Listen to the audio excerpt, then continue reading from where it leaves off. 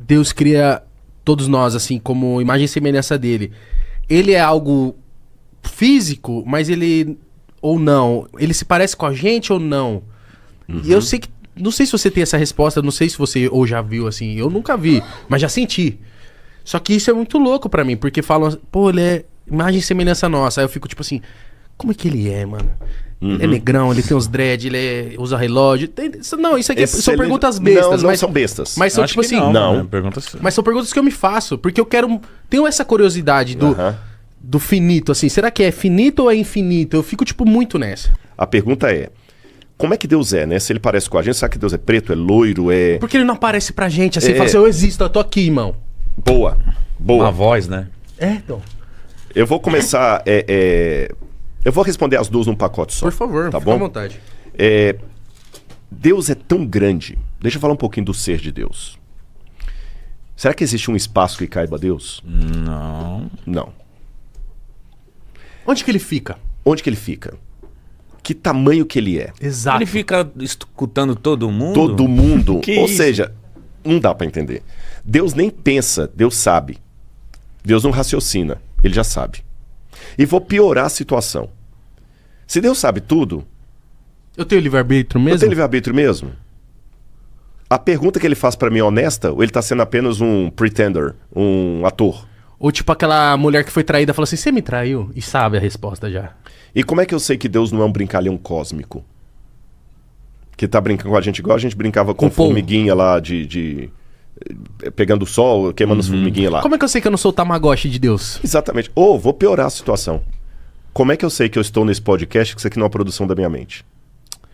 Matrix. Mas aí a gente vai longe nessa. Não, vai longe, mas eu vou começar dessa aqui pra derrubar as outras. Quem deu a resposta boa? Porque a maior dúvida que eu posso ter é se eu tô vendo você, se você existe. Porque vamos pensar no Matrix, galera. Vamos supor que eu tô agora com um monte de eletrodo na minha cabeça, numa sala lá, e ninguém que tá aqui existe. É minha mente que tá produzindo vocês. Como é que eu posso ter certeza que você existe? Tocando?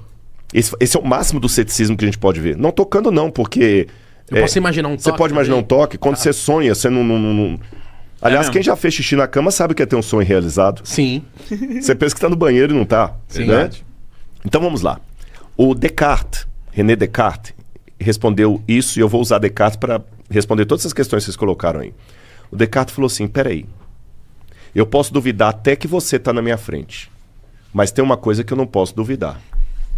Ainda que você seja uma ilusão, eu existo, porque minha mente está produzindo você. Entendi.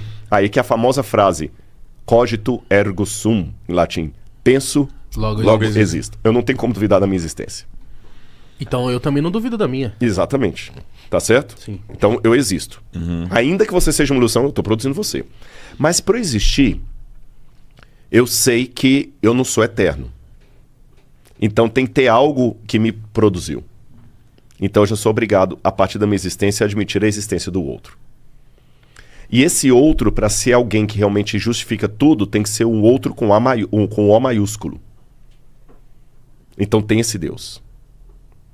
Agora, ele é tão grandioso, tão grandioso, tão grandioso, o que eu posso falar dele? O Santo Tomás de Aquino, que eu citei no início, ele dizia que a teologia só fala do que Deus não é, porque o que Deus é em essência ninguém sabe. Mas eu tenho uma boa notícia para vocês. A Bíblia diz aqui, olha,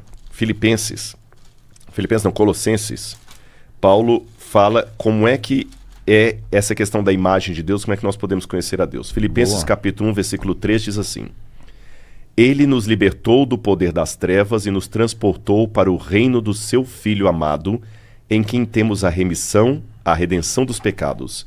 Ele, está falando de Cristo, é a imagem do Deus invisível, o primogênito de toda a criação.